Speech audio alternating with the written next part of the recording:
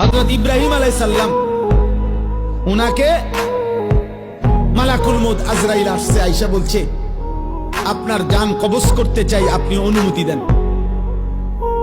হাদিসের মধ্যে আছে প্রত্যেক নবীকে মৃত্যুর পূর্বে মালাকুল মউত জানায়, অনুমতি চায়। অনুমতি না নিয়ে কোন নবীর জান কবজ করা হয় নাই। তো ইব্রাহিম আলাইহিস সালাম বললেন, আজরাইল আমার একটা ছোট্ট প্রশ্ন আছে আল্লাহর কাছে, তুমি একটু জিগায়া আসো। যাও তুমি জিগাও। তো আজরাইল মালাকুল মউত বোঝাচ্ছে, বলে তো তুমি গিয়া বলবা আল্লাহর কাছে, আয়াকবিজুল খলিল রূহা খলিলিহি।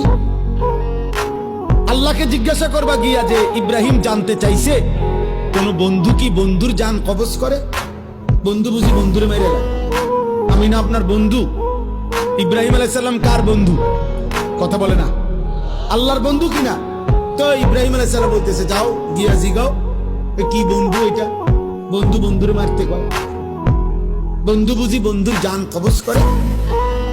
সুবহানাল্লাহ। আল্লাহ তাআলা তখন বললেন, জিব্রাইল, আরে আজরাইল, মালাকুল মউত, তাহলে এক কাজ করো, তোমারে আমি আরেকটা প্রশ্ন করতেছি ইব্রাহিমকে বলার জন্য, তুমি হেঁটে গিয়ে কও, যাও আবার যাও। তো মালাকুল মউত এসে এবার ইব্রাহিম আলাইহিস সালামকে বললেন, আপনার কথার জবাবে আল্লাহ তাআলা একটা প্রশ্ন করছেন, আপনি এটার উত্তর দেন। তো বলছে কি? তো আল্লাহ তাআলা জানতে চাইছেন, আয়াকরাহুল খলিল লিকা খলিলিহি, বন্ধু কি তাহলে বন্ধুর মুলাকাত সাক্ষাৎ চায় না? বন্ধু কি বন্ধুর সাক্ষাৎ পছন্দ করে না? তাইলে ইব্রাহিম আলাইহিস সালাম বুঝছে, হায় এ তো মারা না, এ তো বন্ধুর মুলাকাত, এ তো মৃত্যু না রে, এ তো আমার সেই মালিকের মুলাকাত।